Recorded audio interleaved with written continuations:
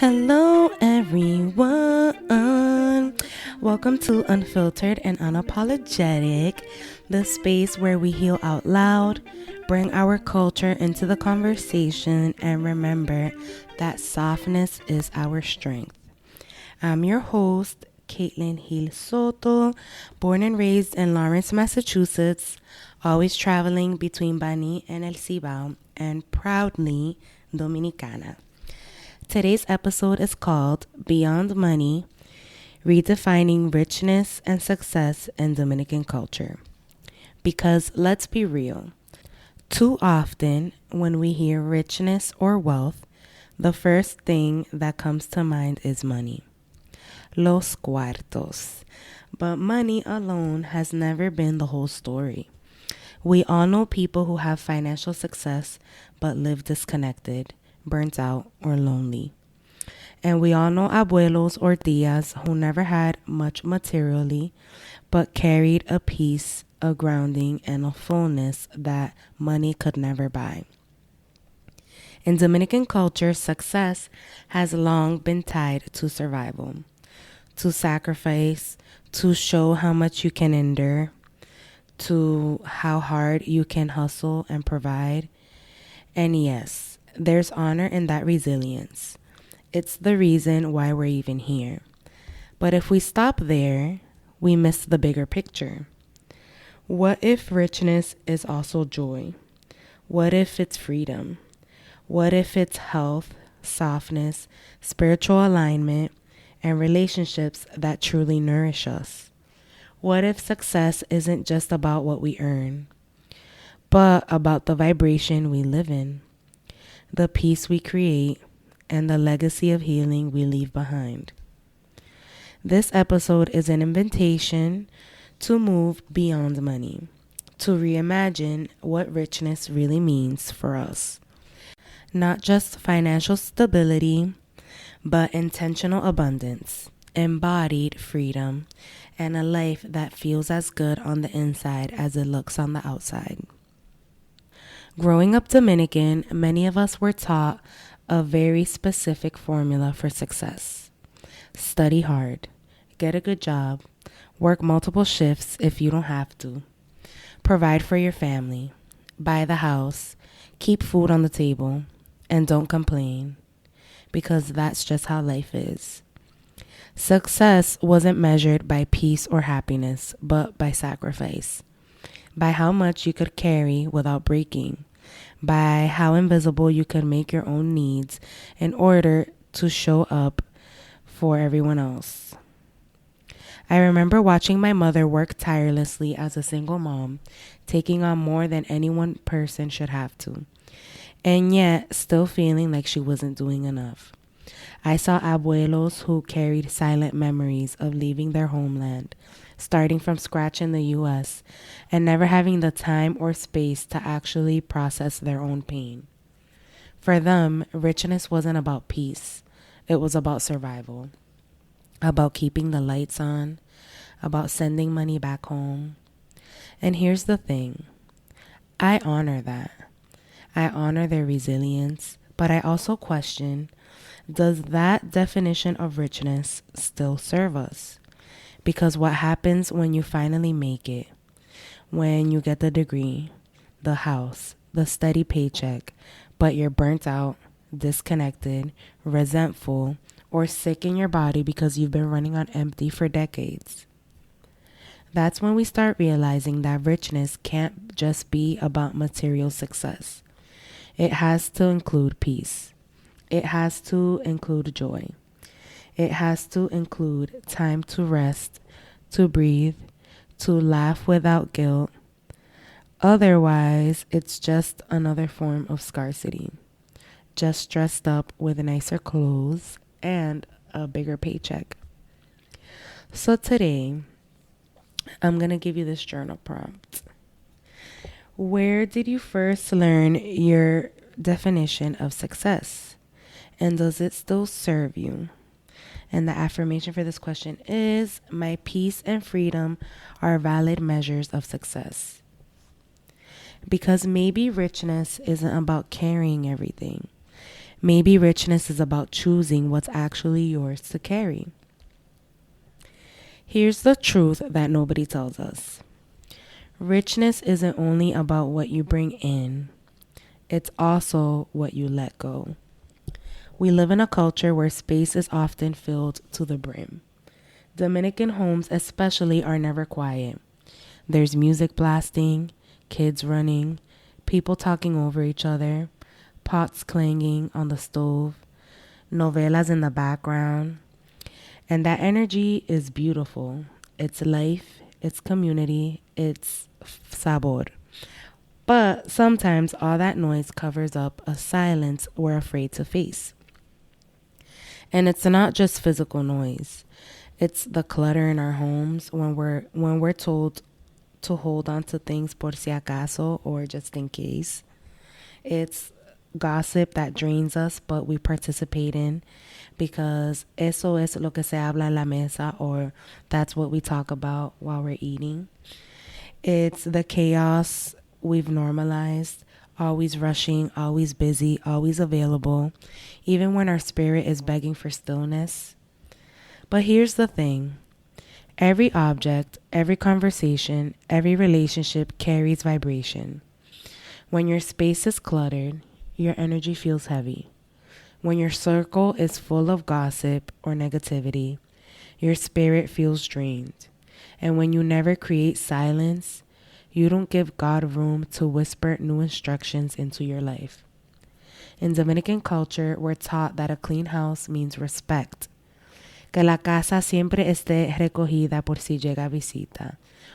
Or that if visitors come, the house needs to be clean. But what if we cleaned not just for visitors, but for ourselves? What if we decluttered not just closets, but our energy? What if we realized that clearing space is not just physical, it's spiritual hygiene? Imagine what would happen if you cleaned out the friendships that no longer align. If you stopped answering calls that only bring you drama. If you let go of clothes that carry memories of pain. That's when your vibration raises. That's when you feel lighter. That's when you open the door for real abundance. Because richness doesn't thrive in chaos. Abundance needs space to land. I have a journal prompt here for you guys. What clutter, physical, emotional, or relational, do I need to clear to feel lighter? And the affirmation for this question is, I create spaces that nurture my peace and elevate my spirit. One of the hardest lessons we learn is that not every relationship deserves unlimited access to us. In Dominican culture, family and community are everything. The cookouts, the birthdays, the come help me with this calls at any hour. Those bonds give us strength, but they can also blur boundaries. Sometimes loyalty gets confused with self-abandonment. Think about how often we stay in draining conversations because that's my cousin, I can't hang up. Or how we tolerate disrespect because at the end of the day, it's family. We grew up hearing blood is thicker than water, but nobody told us that even blood can weigh you down if the connection isn't rooted in love and respect. Protecting your peace doesn't mean shutting people out. It means elevating your circle so your energy rises instead of sinks. The friend who celebrates your growth even from afar is more aligned than the relative who only calls to criticize. One deep conversation that leaves you feeling seen is worth more than a room full of people who keep you entertained but never touch your soul. Here's the truth. Connection carries vibration too. If you leave someone's presence doubting yourself, questioning your worth, or feeling drained, that's your sign. Choosing to elevate your connections gives you permission to prioritize quality over quantity. Our parents and grandparents had to survive by sticking together no matter what. To aguantar y resolver, or to endure and figure it out. But we're shifting.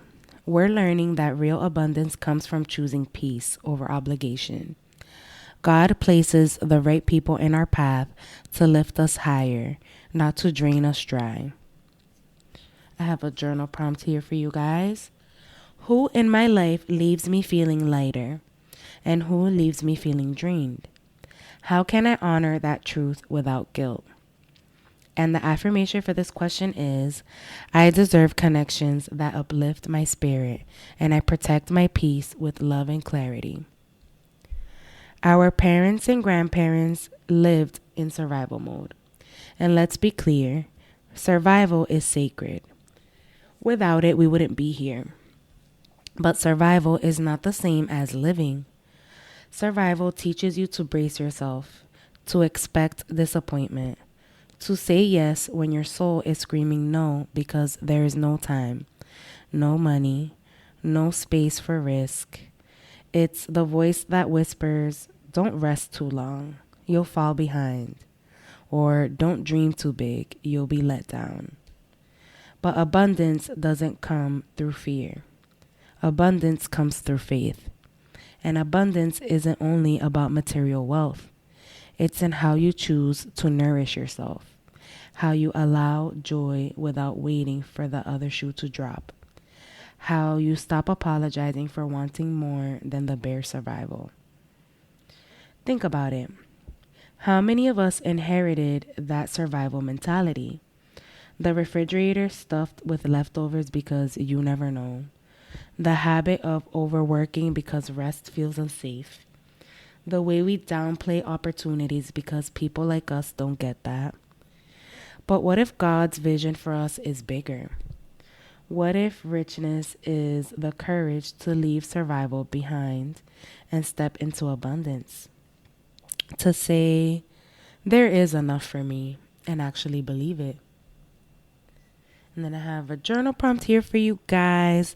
Where in my life am I still choosing survival over abundance? And the affirmation for this question is, I release survival mode and open myself to the abundance that is already mine.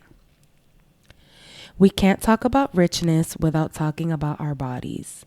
Because if your body is running on fumes, no amount of money or success will feel like enough. Think about it. How many of us grew up watching our parents and grandparents push through exhaustion, running on coffee and prayer, barely stopping to eat? How many of us inherited that same pattern? Skipping meals, sacrificing sleep, ignoring pain, all in the name of being productive, providing, and surviving. But true richness shows up in how you treat your body. It's in eating foods that actually nourish you instead of only filling you. It's in giving yourself permission to rest without guilt, to nap on a Sunday afternoon, to take a walk simply because it feels good. It's in moving your body not just for aesthetics, but for clarity, for joy, and for health. Our health is part of our wealth. Richness is having the energy to show up fully in your life, not just dragging yourself through each day. Abundance lives in every breath you take with ease, every meal you savor without rushing, every night you allow yourself to truly rest. I have a journal prompt here for you guys. What does richness look like in my body and how I eat, rest, and move? And the affirmation for this question is, my health and vitality are essential parts of my richness. Abundance is more than what you plan. It's what you allow. Too often, we've been taught to force everything. Force opportunities, force outcomes, force timelines, hustle harder, move faster, push more. And yes, there's discipline in building a life. But forcing is not the same as flowing. When you're in survival mode, you don't just flow. You feel like if you stop grinding, everything will collapse. But flow is trusting what's for you will not pass you. Flow is believing that God's timing is more perfect than any timeline you can hustle yourself into. Richness is living in that flow. It's being aligned enough to say no when something doesn't feel right, even if it looks good on paper. It's resting without fear that you'll fall behind. It's letting go of scarcity long enough to believe that abundance comes from faith, not fear. Scarcity drains us because it's rooted in distrust. Flow frees us because it's rooted in alignment. And when you align with God's flow, opportunities meet you at the right time, in the right way, without you having to exhaust yourself to the ground.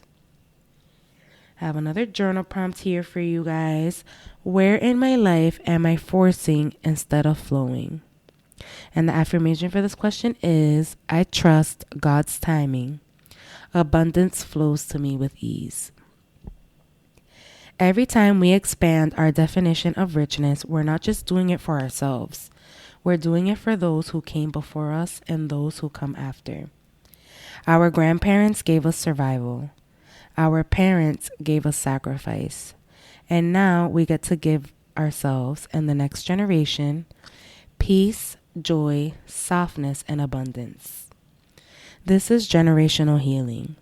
We honor their fight by choosing a different rhythm, by remembering that the point of sacrifice was never to stay in struggle forever, but to open the door for us to live more freely. I have a journal prompt here for you guys. What definition of richness did I inherit? And what new one am I choosing to pass on? And the affirmation for this question is, I honor my roots by redefining richness for future generations. When we think about freedom, most of us think political, financial, or geographic. But the deepest form of freedom is internal. Richness as freedom is being able to live without the weight of constant proving, constant rushing, constant explaining. Freedom is saying no to what drains you and not carrying guilt like a second skin. Freedom is having space in your day to rest, to sit with your own thoughts, to move at the pace of your own body instead of the demands of others. Freedom is knowing you can define success on your own terms and not by what a boss, a parent, or a tradition says you should be. And this is the kind of freedom that feels radical in Dominican culture, because we were taught that busy is holy, that sacrifice is love, that exhaustion is honorable. We've inherited a rhythm of struggle. The idea that unless you're breaking your back, you're not worthy. But God didn't create us just to survive constant exhaustion. Freedom is spiritual. Freedom is abundance. Freedom is what allows you to live in alignment with who you are, not who you just had to be to get by. I have the last journal prompt here for you guys. If I truly saw richness as freedom, how would I live differently? And the affirmation for this question is, my richness is in my freedom, my peace, and my joy. So now let's bring it all together. Richness has never only been about money. Money matters, yes, stability matters, but true wealth goes beyond what's in your bank account. Richness is peace in your home, clarity in your mind, lightness in your body, and depth in your relationships.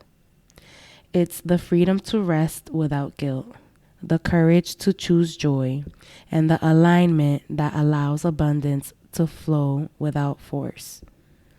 This is the invitation of our generation to go beyond money, to redefine what success looks like in Dominican culture, and to honor our ancestors by choosing lives that don't just survive, but truly thrive. Because our richness isn't only measured in sacrifice, it's measured in softness, in presence, and in the legacy of healing we pass on.